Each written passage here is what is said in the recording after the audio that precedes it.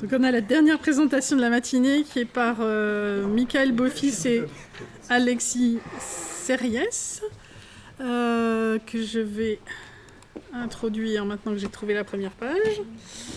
Michael a une formation initiale de géomètre suivie d'un doctorat en interopérabilité SIG. Il travaille en tant qu'architecte de données pour le BRGM depuis 2016. Ses activités consistent à améliorer l'interopérabilité des données géoscientifiques, en particulier dans le domaine de la géotechnique. Il a dirigé le GT 1.5 de Mind Geotechnics et maintenant de Geotech Interoperability Experiment au sein de l'Open Geospatial Consortium, le GC. Il est depuis 2017 le chair du groupe de travail sur le domaine des géosciences de l'OGC et le vice-chair du nouveau TC 222, TC pour Technical Committee, de l'ISSMGI, la Société internationale de mécanique des sols, consacrée au BIM et aux jumeaux numériques pour la géotechnique.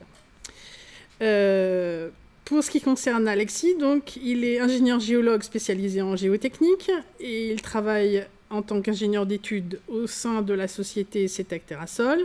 Il a été membre du GT1.5 du projet Mind entre 2020 et 2022 et il est maintenant membre du nouveau TC222 de l'ISSMGE consacré au BIM et aux jumeaux numériques. Vous savez presque tout. Alexis et moi allons vous présenter les travaux de Mind GT1.5 et les dérivés qui sont représentés par les différents groupes qu'a cité Sylvie. Voilà, pour donner un aperçu. Au niveau de la présentation, en 3 temps, le contexte que nous allons nous partager. Ensuite, Alexis va vous présenter plus en détail la proposition Mind GT1.5 qui est à l'origine de différents groupes de travaux à l'international que je vais vous détailler juste après. À toi, Alexis. Bonjour à tous. Donc c'est un thème là, qui a été bien présenté tout au long de la matinée par les différents intervenants.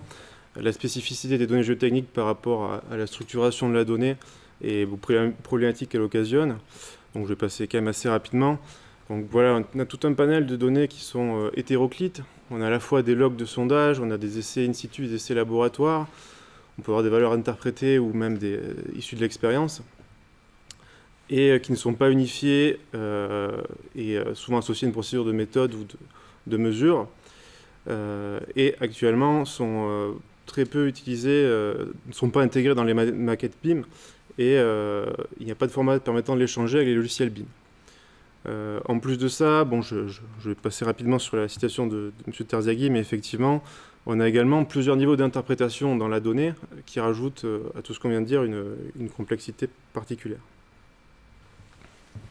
Voilà, donc, comme disait Sylvie, beaucoup de projets dans lesquels nous sommes impliqués et justement cette slide était pour, on va dire, essayer de clarifier tout ça. Nous avons des projets français, les projets Mind. Donc Mind est d'abord un projet visant à améliorer l'interopérabilité pour le BIM. Donc nous avons des groupes de travaux qui portent sur améliorer la description de tunnels, de ponts, de routes. Et dans le projet Mind, qui est un projet français, il y avait volonté de décrire tout ce qui était géotechnique. Donc ce sont les projets UC8GT en saison 1 de Mind, GT1.5 dans la saison 2, que nous allons présenter maintenant. Atlas Géotech qui est la suite de Mind pour aller pousser à l'international ce que nous avons discuté ensemble. Et puis vous avez en bas les projets internationaux qui visent à mettre en œuvre ces standards, ou plutôt ces bonnes pratiques aussi. Celui bien sûr de Bunix International, donc porté par l'IFC Tunnel aujourd'hui, donc une géotechnique très orientée tunnel, mais qui a volonté à être applicable pour tout type d'infrastructure. La volonté de fédérer des standards existants, donc avec l'IDBE Géotech et le Geotech AI, donc Interoperability Experiment, qui a vocation d'essayer d'harmoniser ce qui se fait au sein de l'OGC, d'AGS, d'un standard américain qui s'appelle DIGS et également de Bunix International. Donc ces travaux sont en cours, sont la suite de Mind. Et puis nous avons depuis très récemment le TC222 au sein de l'ISSMGE qui s'intéresse à tout ce qui est BIM et géotechnique. Donc Alexis va continuer avec la présentation de la proposition Mind qui est, comme je vous disais, à l'origine de tout ça. Alors déjà, une petite présentation du groupe de travail Mind GT15. Donc il s'agit d'environ une vingtaine de personnes, la plupart issues du domaine de la géotechnique au sens large, qui sont réunies sur une base hebdomadaire entre 2019 et 2021, et qui ont produit deux livrables principaux, donc le rapport détaillé du projet Mind qui sera bientôt disponible, et un fichier qu'on appelait Pro3, qui est un fichier listant les différents objets numériques et propriétés identifiées. Et donc voilà, au niveau des intervenants, voici les principales structures. Donc on a différents types. On a des structures de domaine public ou de la recherche, notamment avec le BRGM et le CETU. On a également des bureaux d'études géotechniques, donc EGIS, Géolith, GEOS, Ginger CBTP et CETEC. Des maîtres d'ouvrage, dont l'ANDRA et EDF, et également des entreprises de travaux géotechniques, donc notamment la CAN, qui est spécialisée en travaux acrobatiques, et Colas. Donc, un petit rappel sur le principe de la modélisation BIM et les objectifs qu'on s'est donnés dans cette standardisation. Un modèle BIM décrit un projet de construction de manière exhaustive et tout au long de sa vie, donc depuis la conception, donc même depuis les reconnaissances dans le cadre d'un projet géotechnique, et jusqu'à sa construction, voire son exploitation. Pour obtenir ce genre de modèle, il nous faut s'appuyer sur un certain nombre d'objets numériques qui sont associés à des caractéristiques ou des propriétés.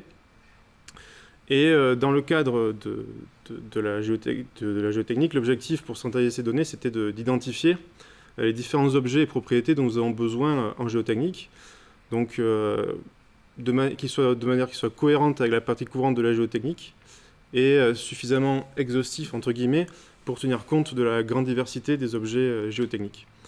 Donc là, on a un petit exemple de projet de galerie souterraine dans lequel on voit figurer à la fois des données de terrain, des sondages et des données de structure.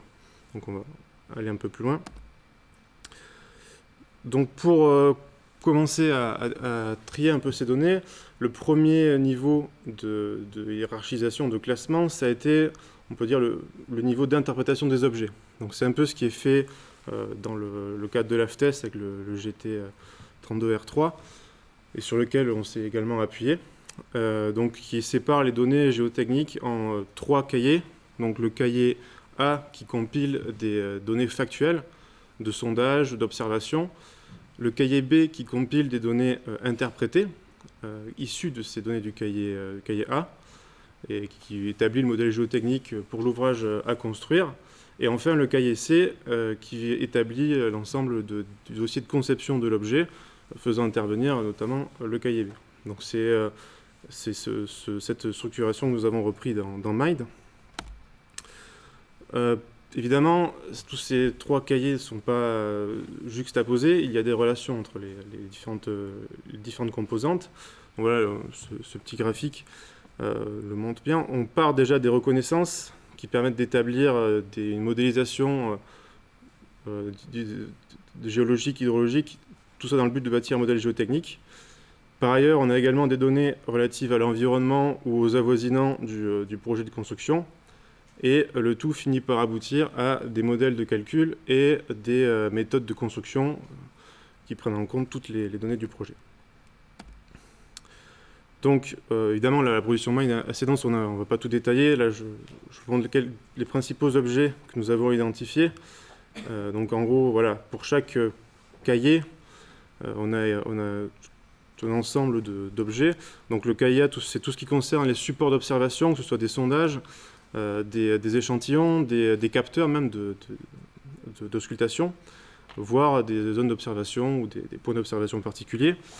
On a regroupé des objets qui concernent la géologie, donc les objets classiques, des objets qui concernent l'hydrogéologie et la géotechnique, qui évidemment ne sont pas forcément dépendants, même s'ils servent à établir le modèle final. Et enfin, on a tout ce qui concerne le cahier C avec les objets relatifs à la conception. Donc on va faire un petit zoom juste sur le modèle géotechnique qui nous concerne particulièrement en tant que géotechnicien. Donc ce modèle est principalement composé de l'unité, ce qu'on appelait l'unité géotechnique, qui est par définition, la définition qu'on a juste donnée, un volume ou une surface avec une unicité de comportement mécanique, donc avec un même modèle physique de comportement et des paramètres identiques de ce modèle. Et ce qu'on voit en pratique en géotechnique et qui est notamment consigné dans l'AFTES, c'est 3 types de comportements. Des milieux continus, donc on a appelé un comportement de type sol, donc c'est les sols courants, et parfois aussi des matériaux intermédiaires entre les sols et les roches qui sont traités comme des milieux continus. Ensuite, le plus complexe, entre guillemets, c'est l'unité géotechnique massif rocheux, qui, elle, reflète la modélisation d'un terrain dans lequel on a à la fois une matrice et un réseau de discontinuité qui vient découper cette matrice et en guider le comportement.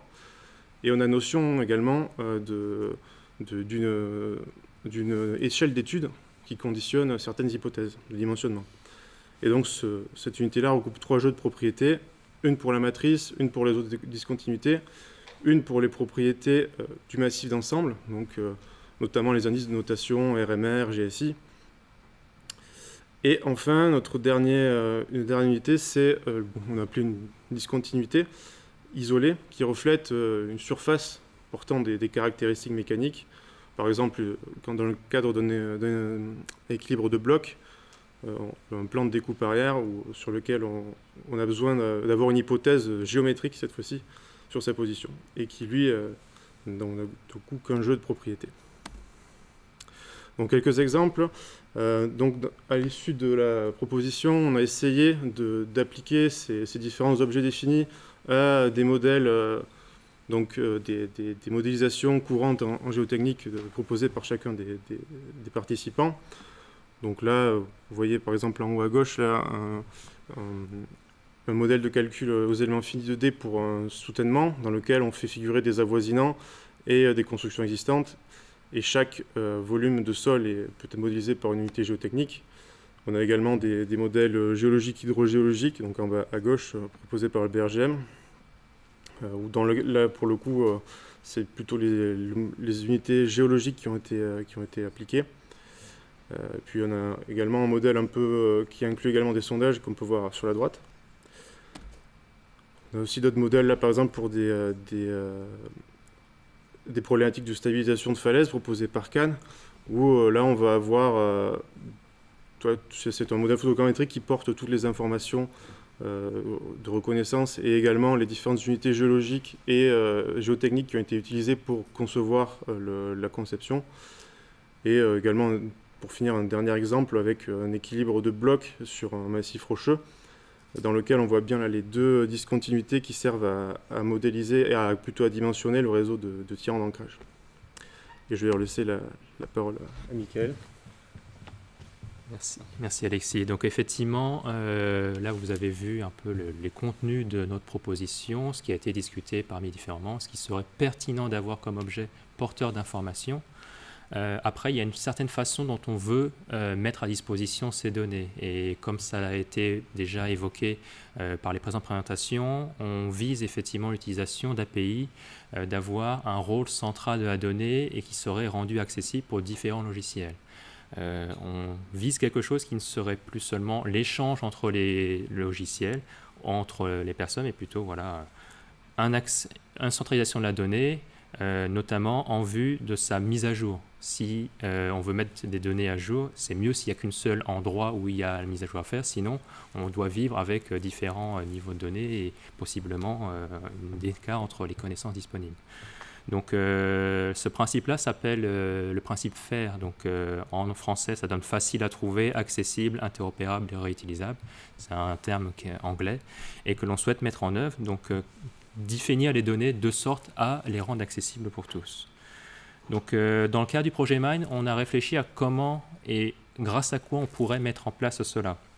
Donc il y a eu un énorme travail sur l'interopérabilité, la définition, la terminologie que l'on emploie pour caractériser les données géotechniques. Donc on l'a évoqué, et notamment en présentation d'Élodie, sur les paramètres géotechniques qui sont employés. Donc on les a listés, on leur a fourni une définition, ou plutôt on a retrouvé les définitions qui sont usuellement employées, et l'idée aussi de les structurer de sorte à ce que vous puissiez les citer plutôt qu'à les redéfinir à chaque fois. Et c'est ce qui va permettre de rendre les données fiables finalement. Vous êtes sûr de ce qui a été employé dans le cadre du travail.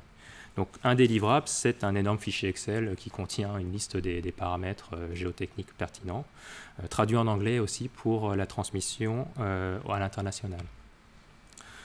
On a beaucoup réfléchi aussi à la traçabilité et aussi le fait de pouvoir exprimer, on va dire, le résultat d'un processus complexe comme une somme de petits processus.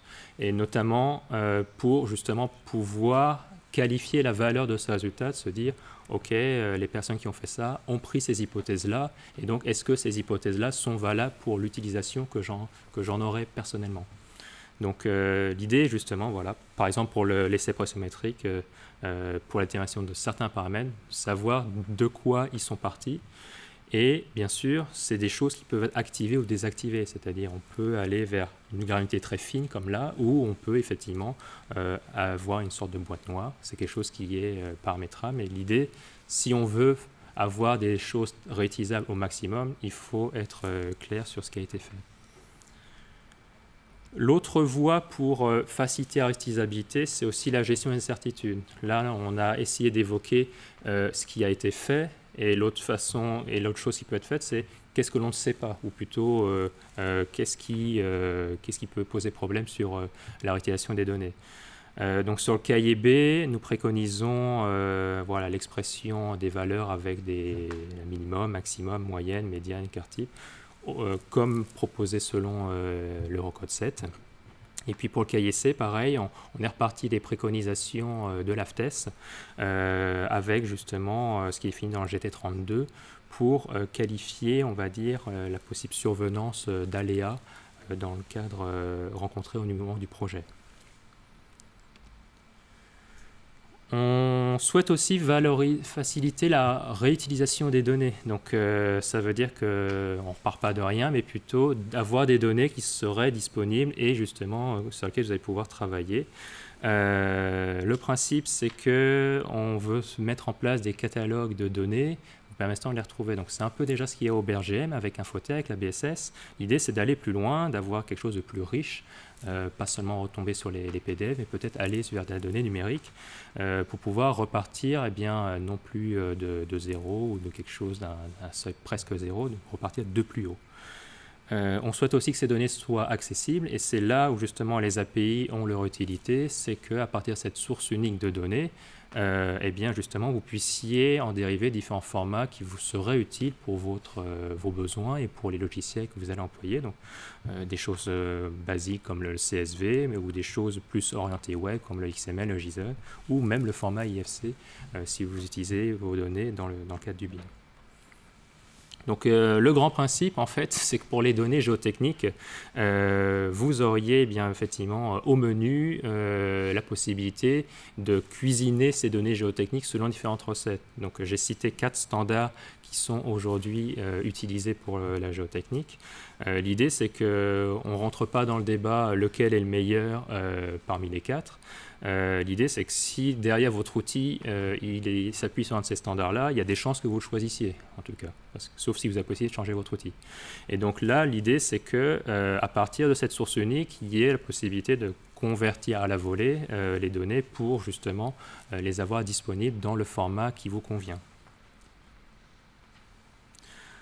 Voilà les principes que l'on défend et que l'on pousse au niveau international, donc dans différents endroits. Donc l'un d'entre eux est la Geotech Nippon Experiment, donc au sein de l'OGC, Open Geospatial Consortium, qui a vocation de fédérer les autres standards. Donc on apporte notre proposition, on discute avec les personnes de ces différents groupes, de Bunism International, de DIGS et d'AGS, qui ont leur propre expérience, qui ont leurs propres besoins, et on définit ensemble ce qui serait le mieux pour la communauté scientifique.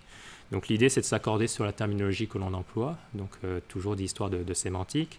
Et ensuite, derrière, si on s'accorde sur le principe d'un échange via des API, qu'est-ce que ces API pourront sortir?